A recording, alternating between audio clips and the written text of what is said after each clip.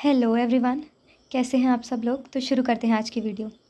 Question number 1 we have is which of the following is a macro nutrient for plant? Zinc, copper, nitrogen और molybdenum. तो इसमें से जो हमारे पास macro nutrient है वो है nitrogen. Option number C is correct. तो मैक्रो न्यूट्रिएंट क्या होते हैं? जो प्लांट्स को जो है वो ज़्यादा मात्रा में चाहिए होते हैं अपनी ग्रोथ और सर्वाइवल के लिए, उन्हें हम मैक्रो न्यूट्रिएंट बोलते हैं। तो मैक्रो न्यूट्रिएंट की हमारे पास 9 एलिमेंट्स हैं, जो कि हैं, सबसे पहले हमारे पास आ जाएगा carbon, hydrogen, oxygen, NPK that is nitrogen, phosphorus, potassium, CaMgS that is calcium, magnesium and sulphur. हमारे पास क्या क्या आ जाएगा? कैल्शियम आ जाएगा, मैग्नीशियम आ जाएगा और सल्फर आ जाएगा। CHO, NPK, CaMgS is the trick to remember these micronutrients.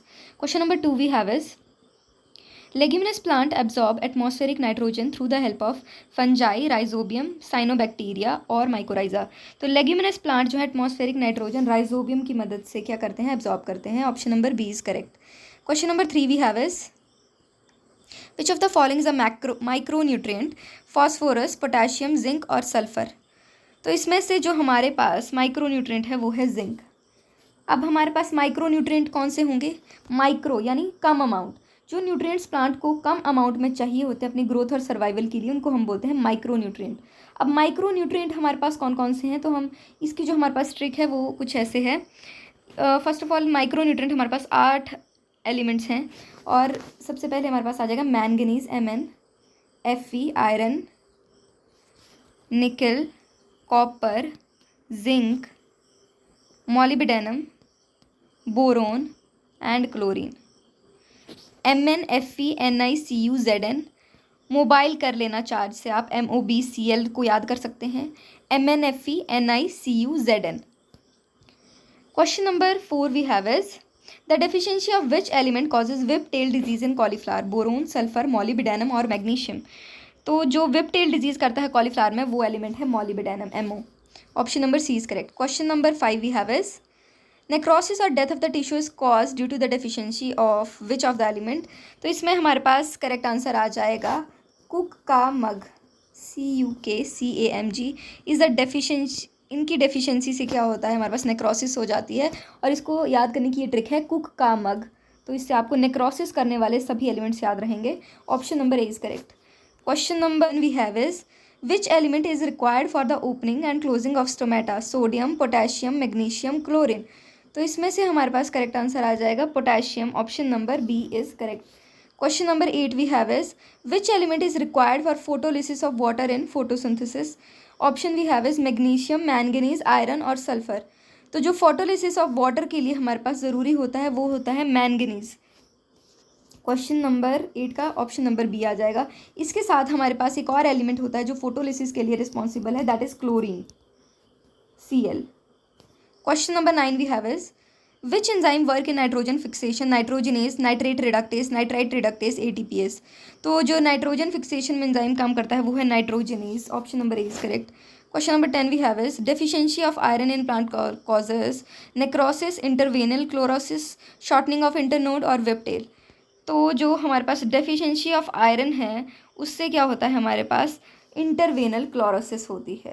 Option number B is correct. Interveinal chlorosis का क्या मतलब होगा? जो हमारी वेन्स और मिडरिव वगैरह होगी वो क्या होंगी? वो ग्रीन ही रहेंगी और बाकी पार्ट हमारा येलो हो जाएगा, दैट इज़ इंटरवेनल क्लोरोसिस। और ये डेफिशिएंसी ऑफ आयरन की वजह से देखने को मिलती है। Question number 11 we have is sulphur is an essential component of which amino acid? Methionine, lysine, glycine, alanine. तो जो सल्फर है वो हमारे किस अमीनो एसिड का एसेंशियल कंपोनेंट है? वो है methionine.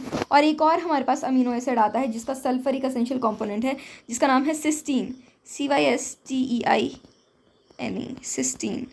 Cysteine and methionine contain sulfur as their essential component. Question number 12 we have is which element is important for pollen tube growth? This is very important question और ये बहुत सारे exams में पूछा जाता है। तो इसका करेक्ट आंसर है हमारे पास boron. Boron is responsible for pollen tube growth. Question number 13 we have is hydroponics is related to soil conservation, soilless culture of plant, use of organic manure और वाटर कंजर्वेशन। तो जो hydroponics है वो related होता है soilless culture of plants में। इसमें क्या किया जाता है कि प्लांट्स को जो है कुछ ट्यूब्स लाइक स्ट्रक्चर्स में ग्रो किया जाता है, और जिसमें क्या होता है उनको वाटर और मिनरल सप्लाई किए जाते हैं, और एरिएटिंग ट्यूब से जो है ऑक्सीजन दी जाती है, जिससे क्या होता है कि जो प्लांट है उसको मिनरल और वाटर मिल रहे हैं, और ऑक्सीजन उनको जो है एरिएटिंग ट्यूब से दी जा रही है, और विदाउट सॉइल जो है उनको कल्चर और कल्टीवेट किया जा रहा है। Question number 14 we have is the chief nitrogen source for green plant is ammonia है, नाइट्रेट है, एटमॉस्फेरिक नाइट्रोजन है, और अमीनो एसिड्स है। तो चीफ नाइट्रोजन सोर्स जो होता है ग्रीन प्लांट्स के लिए वो होता है nitrate. Option number B is correct, that is NO3 negative, nitrate. और नाइट्रेट के साथ हमारे पास अगर नाइट्रेट के बाद जो नाइट्रोजन का चीफ सोर्स है वो है ammonia, NH3। Question number 15 we have is mineral absorbed in ionic form are transported through xylem, phloem, both xylem and phloem or diffusion। तो हमें पता है कि जो फूड है प्लांट्स में वो कौन लेके जाता है, फ्लोएम लेके जाता है, और वाटर और मिनरल्स हमारा जाइलम लेके आता है। तो मिनरल जो आयन फॉर्म में अब्जॉर्ब होंगे उनको ट्रांसपोर्ट करने का कार्य किसका होगा, जाइलम का। So that's all for today. I hope you like the video. Please do like and subscribe to the channel. Thank you.